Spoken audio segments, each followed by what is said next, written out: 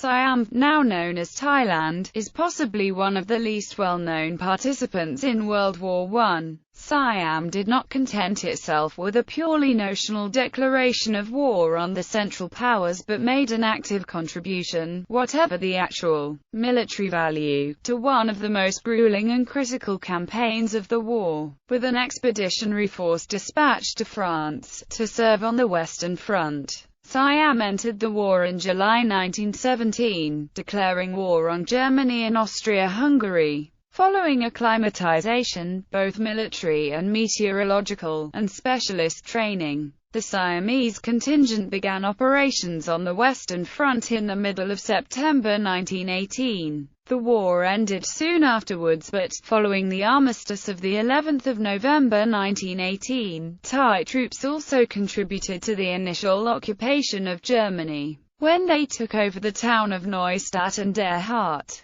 Background: the First World War had no direct impact on Siam, due to its great distance not only from Europe, but even from Germany's colonial territories in the Pacific and on the China coast. However, the war did provide an opportunity for King of Siam, Rama, to strengthen his country's position in the international arena, and to strengthen the position of the monarchy within the Thai state. Though it had been successful in maintaining its independence from the European colonial powers, Siam had been forced to cede Laos, Cambodia, plus its own four southernmost provinces, at the height of imperialism between 1889 and 1909, and had also had to grant extraterritorial rights to foreign citizens. Rama hoped to revise these unequal treaties by taking the side of the Allied powers. He also used the war as a means to promote the concept of the Thai nation and to confirm the supremacy of the king as the head of the nation, a status which had been challenged by elements of the military in the Palace Revolt of 1912. At war, on the 22nd of July 1917, Siam declared war on Germany and Austria-Hungary.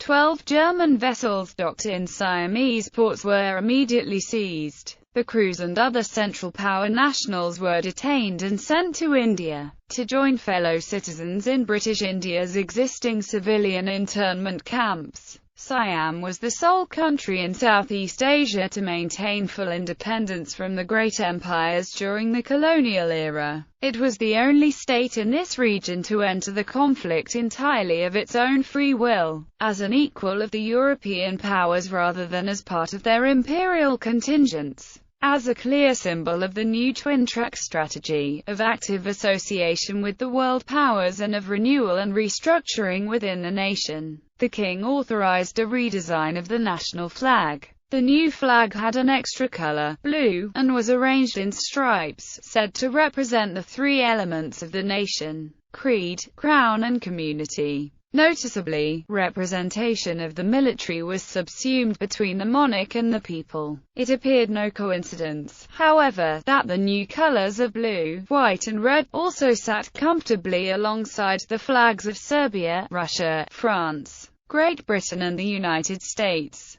The new flag appeared on the 28th of September 1917. Initially, two variants were common: the current minimalist 5 horizontal bands and a variant maintaining the continuity and prestige of the old flag, with the traditional white elephant symbol on a red disc, from the old flag, superimposed over the new stripes, a variant that is still the flag of the Royal Thai Navy. When the Siamese Expeditionary Force marched in the 1919 Victory Parade, it was behind this hybrid flag. In September 1917, a volunteer expeditionary force was assembled, consisting of medical, motor transport, and aviation detachments. By early 1918, 1,284 men were selected from thousands of volunteers. The force, commanded by Major General Prayabhai Janriddy, was destined to be sent on to France. On 30 July 1918, the Siamese landed in Marseille.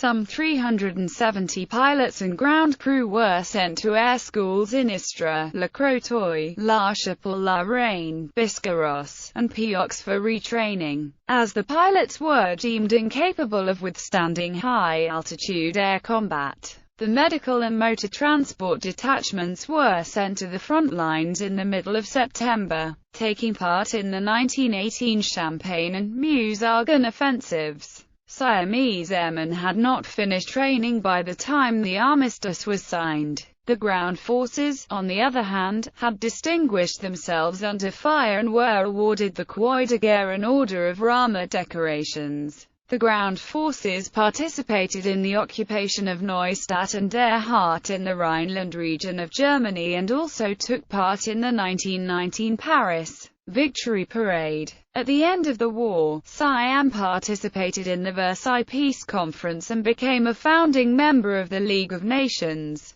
By 1925, the United States, Britain, and France had abandoned their extraterritorial rights. Siam was also rewarded with the previously confiscated German merchant ships. Siamese casualties during the war amounted to 19 dead. 2 soldiers died before their departure to France, while the remainder perished due to accidents or disease. The World War Volunteers Memorial honoring the Siamese soldiers who died in the conflict opened on the 22nd of July 1921, in Sanam Luang, central Bangkok. The last surviving member of the Siamese Expeditionary Corps, Yod Sangrung Rawang, died on 9 October 2003.